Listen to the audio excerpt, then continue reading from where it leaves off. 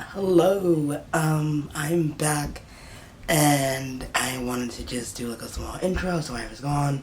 I did my last video was kind of like around still the peak slash like beginning of COVID.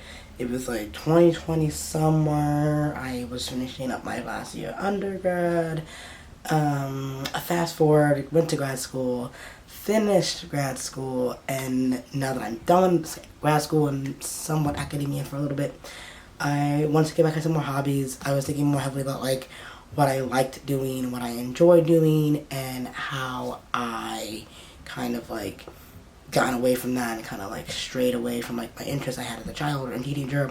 And YouTube was one of them, and I really want to get back into just like really like getting video and content out that I typically enjoy, and whether people like it or not or watch it or not, it's like it is kind of a virtual diary for me to keep as I'm now entering my mid-20s because I'm 24 now. I was 22 when my grad program started and finished undergrad, so that's wild.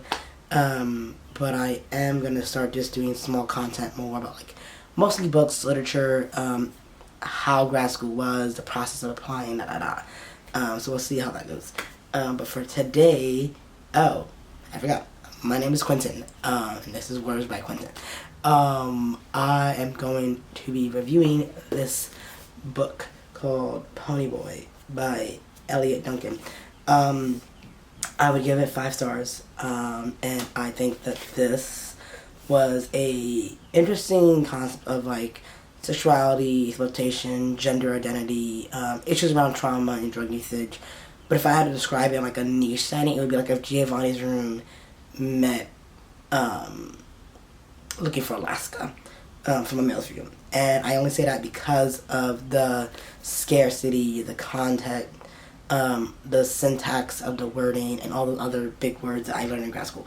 But this book right here, this book was such a good book that I read it in like maybe a week or less. I checked it on my Goodreads, I'll link it below. But it was very good because it got me back into reading. It was the book that got me back into reading because I spent most of my grad school years kind of like skating by with my reading and text because the books I did like, we didn't touch heavy on, and they were like optional to read, like, you know, Where We Were, or The Outsiders even. You can even do like your own contemporary texts or like, you know, classics, whatever.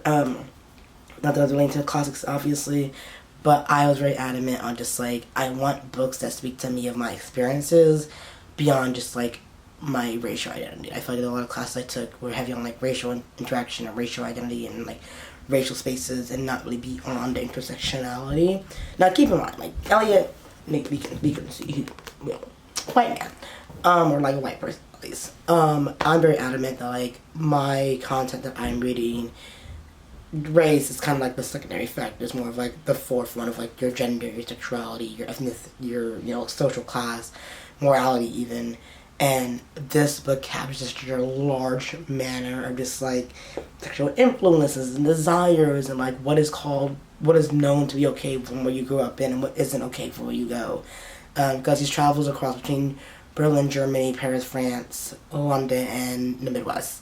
I've been to the Midwest. I live in the Midwest now, Chicago. But that book was very touching, and I highly recommend anyone who's kind of questioning identity, but also questioning what places they belong in, which places they can feel they are allowed in. And because I was so into this book and described it heavily, it got my own friends that aren't avid readers to start reading their own books into like sci-fi, fantasy, other queer novels like Lou Sullivan, John Diaries, and I think that this was like the perfect timing for me to just like get back into reading to like books that I want, get back into just like, you know, the bigger arcs of life of like having hobbies again. And I think this is like a hobby that will carry forever for me, whether or not I'm in school, whether or not I'm like working through it. So that's really good to know. And I'm gonna share a few lines that I really liked from the book. I dog-eared my pages because I can do that. And it was just such a good read. And just like, yeah, let me find a page that I really liked. It's like the first line. Always the first lines are for me for any books I think are like a big part. It's like very standard, but it's like, it kind of just grabs your attention. Tony, Paris. Tony sweeps my hair off the gray bathroom tile and asks, "Do you know what it feels like to really make eye contact with yourself?" And I think that's a big part, because it's like, you know, us in a way. That was a big thing in the movies for me. You know, like, alternate universes, you know, the metaverse, the multiverse, whatever you want to call it. It's just like when you really see yourself. And if you saw yourself, would you recognize yourself? And I think this book, because the character goes by Ponyboy, because he doesn't have a name. And names are so, so important in this book. And it's not just like, you know, the mother's name or the father, but like the names, like the cities and the bookstores and the cigarettes and the types of like people he interacts with in his work, because he's also a writer. And I've been to Paris and I know what Paris is like. It's very faster than New York. It's very more conceited. It's very like, you know, me, specifically the middle of Paris specifically. And I just couldn't find a comfort in that. But this book made me want to go revisit Paris. And I think that says a lot about what I can do, who I am today, and who I'll be in the future, obviously. But yes, I will definitely highly recommend this book. A 5 out of 5. I will probably give you another video in the next few weeks once I get into, you know, back into the method of this.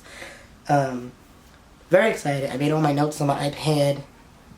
You know, so there's like themes, topics, and notes. And my best way I've been reading besides like buying books is going to either the library or Books for Cause.